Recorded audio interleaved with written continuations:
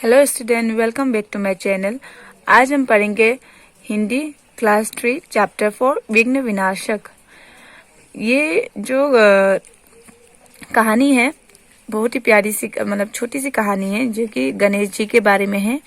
यहाँ कहानी के शुरुआत में लिखते हैं, भगवान गणेश जी विघ्नों के देवता है। ये तो सभी को पता है कि जब भी इंडिया में हो सबसे पहले जो त्योहार आता है वो गणेश जी का आता है। और उनको जो क्या कहते हैं, सारे विघ्न मीन सारे प्रॉब्लम्स को जो है वो सॉल्व करते हैं, तो उनको क्या कहते हैं, विघ्न हरता। भगवान गणेश जी विघ्नों के देवता है। वे विघ्नों का नाश करते हुए जितने भी प्रॉब्लम्स हैं, जितने भी दुविधाएं हैं, उन सारे दुविधाओं का वो नाश करते हैं, मीन्स खत्म करते हैं।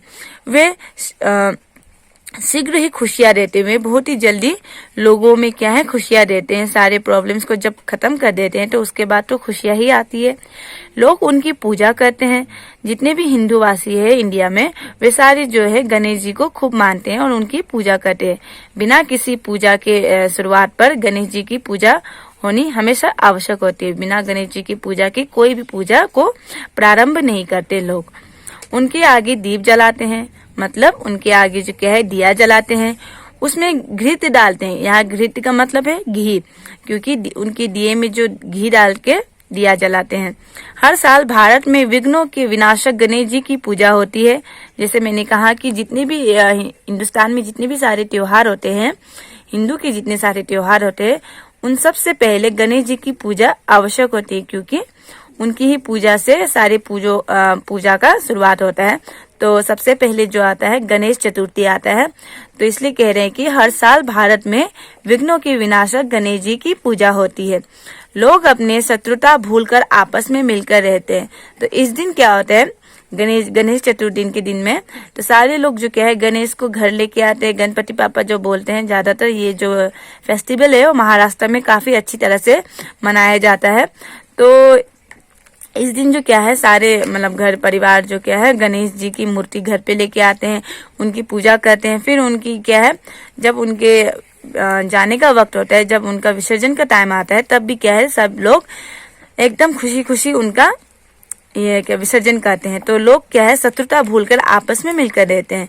कोई किसी से घृणा नहीं करता। यहाँ घृणा का मतलब है घिन। कोई किसी को नेग्लेक्ट नहीं करता, ठीक है। तो यहाँ पर इस दिन क्या है पूजा के दिन में कोई किसी से घृणा नहीं करता है। सब लोग क्या है गणेश पूजा के दिन में मिलकर रहते हैं। भारतवासियों को मिलकर रहना चाहिए। इस कहानी के माध्यम से जो राइटर है वो कहते हैं कि यहाँ के जो भारत में क्या है जितने भी भारतीय वासी है सबको क्या है मिलकर रहना चाहिए। जिस तरह से गणेश जी सबकी दुविधा को हटाता है, उसी तरह आप लोग भी आपस में मिलकर रहिए, तभी देश का विकास होगा। यदि देश में किसी प्रकार का शत्रुता रहेगा ही नहीं, तो देश में किसी तरह की दुविधा आएगी नहीं, तो देश का क्या होगा, कल्याण होगा। तो कह रहे हैं कि अगर आप लोग क्या है आपस में मिलकर रहते हो तो क्या होगा, तभी क्या होगा, हमारे देश का विकास होगा। तो यही है चैप्टर 4 में विघ्न विनाशक। तो यहाँ विघ्न का मतलब मैंने बताया कि रुकावट, नाश करना मीन्स मिटाना, जितने भी प्रॉब्लम्स हैं उन सबको मिटाना।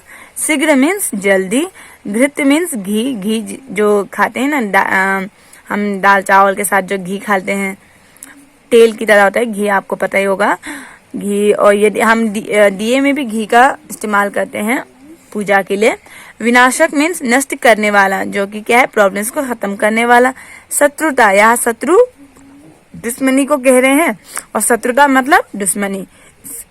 घृणा मीन्स नफरत, कोई किसी से नफरत नहीं करता। विकास मीन्स उन्नति। तो इसी के साथ चैप्टर 4 जो क्या है कंप्लीट है।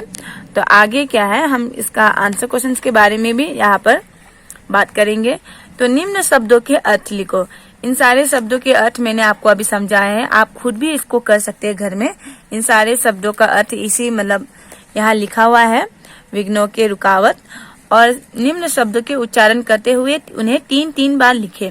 जैसे हमने क्लास में किया था, घृणा को अपने मुंह से उच्चारण करते हुए घृणा घृणा घृणा करके इनमें 3-3 बार इन्हीं शब्दों को बोल बोल के लिखने को कहा है। निम्न सब प्रश्नों के उत्तर दीजिए। तो भगवान गणेश जी किनके देवता है? भगवान गणेश जी विघ्नों के देवता है। जैसा यह कहानी के पहली उसमें लिखा हुआ है भगवान गणेश जी विघ्नों के देवता है। तो ये सारे जो हो गए पुस्तक से ही मतलब आंसर क्वेश्चन आपको मिल जाएंगे। और ये जो क्या है विलोम शब्द लिखिए और शुद्ध रूप लिखिए। तो इन सारी जो मतलब आंसर क्वेश्चन है वो मैं आपको अभ्यास जो क्या है मैं आपको बाद में करा के नोट्स आपके ग्रुप में भेज दूंगी। आप इसे नोट्स करके आंसर क्वेश्चन को याद कर लीजिए। Thank you students.